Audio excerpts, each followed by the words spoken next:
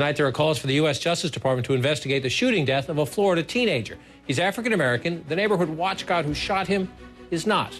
You'll hear the 911 call next. Tonight, there's increasing pressure for state and federal action in the wake of the shooting of an African-American teenager in Florida. As CNN's David Mattingly reports, the neighborhood watch guard who killed the boy is still free, not charged, and because of that, the case is sparking outrage. Listen as calls to 911 tell the story of a tragedy in the making.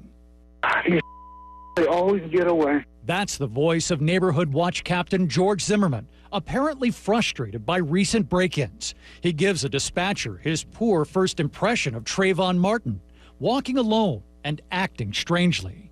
This guy looks like he's up to no good or he's on drugs or something.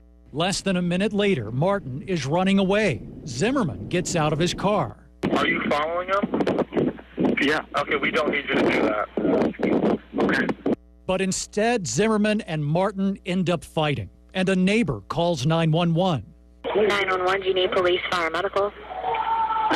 Maybe both. I'm not sure. There's just someone screaming outside. In the background, listen for the sound of a fight and a panicked voice yelling for help, followed by a gunshot. And is it a male or female?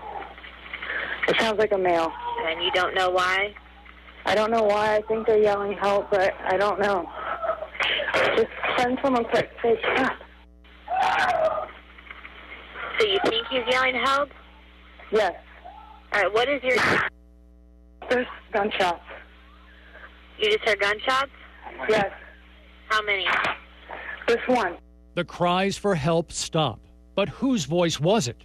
The answer could make the difference between a case of self-defense or a deadly crime. Who's that crying? Trayvon's crying! Who's that crying? Trayvon's crying! Monday morning, cries for justice for Trayvon Martin continue. Demonstrations outside the Seminole County Courthouse. It could so easily have just been any one of us. So I feel like the reason y'all are out here is because y'all are affected the same way I was affected. David Mattingly, CNN, Atlanta.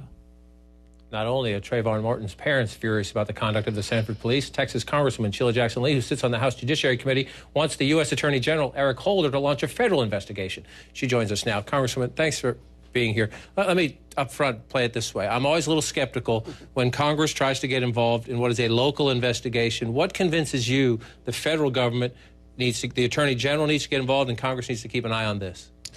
Well, what you see is an outpouring of both sympathy and outrage by parents across America, regardless of their color or background, because what they see is a child being in the line of fire. It's okay to have a neighborhood watch, but not a neighborhood vigilante. And frankly, the question has to be whether this young boy's life was taken and his civil rights denied, and an ineffective investigation now, at this point, not knowing what will happen going forward, has been waged, if you will. No lie detector test, no detaining of Mr. Zimmerman, seemingly no extensive review of eyewitnesses who heard the shots, no analysis, at least to date. This happened in February. This is now March the 19th. No analysis of that 911 call. Was it the young boy's call for help? A young boy who had nothing but candy in his pocket, who was legitimately there, who was being judged because he wore a hoodie. The question to Mr. Zimmerman is, did you see him in the act of a crime? And then the final acts is that the law enforcement, and this has happened all over the country, law enforcement has said, do not follow him. Stay in your car. We're on our way. That would have been the appropriate vehicle to be able to address this young boy. No parent should send a child for candy and a drink and wind up preparing for his funeral. And as in terms of a jurisdictional issue, it sounds to me like you obviously don't trust how the Sanford police have handled this. Why shouldn't the next process be the Florida Attorney General or somebody at the state level to look at this first? You think this should come straight to Washington as a potential civil rights case? Well, let me just say that I'm working with the congresswoman in that area, Congresswoman Kareem Brown, who's been outraged, who's been with the family members. The Congressional Black Caucus has called on it, but again, other leaders, but again, I want to emphasize parents of all kinds have called upon it. Let me say this. I believe the investigation does not need to be mutually exclusive. Let the Sanford police show us what they can do. But I believe it's important to move that evidence, if you will, up to Washington, D.C., and certainly we welcome the Attorney General. This happened February 26th. It is now March. They had a long enough time to see some of the failures of the investigation to say, we'll take a look at it.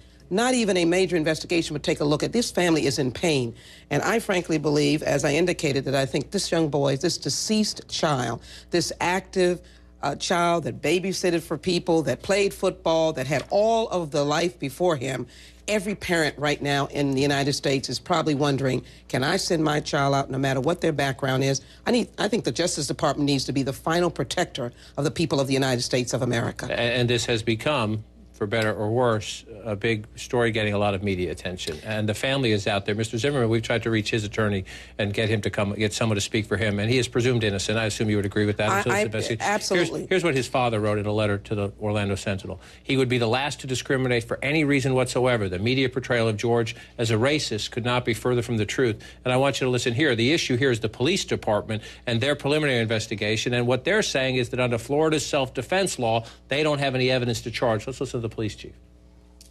Based on the facts and circumstances and the stories that have been reported, I can certainly understand how they would jump to that or make those assumptions.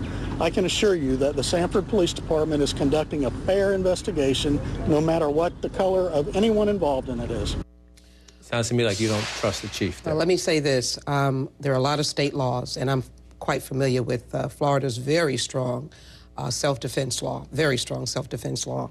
But I'm also aware that you have to question the motives and or the tactics of the perpetrator or the individual who shot the gun. We now have a deceased boy who cannot testify for himself. I don't believe, even with this law, that there was an extensive review of Mr. Zimmerman's actions. The Sanford police have to take some responsibility. They told him to stay put. We've had these kind of cases across America. And the reason why I suggest that this is a civil rights case, no matter what background the individual has, civil rights belong to all Americans, is that sometimes the federal law has to say the protection of this child's life is superior to state law, and federal law trumps state law in terms of protecting his life. Did he have a civil right to walk on a sidewalk? That young boy was not caught behind someone's home, coming out of a window, attacking someone. He was walking along a street.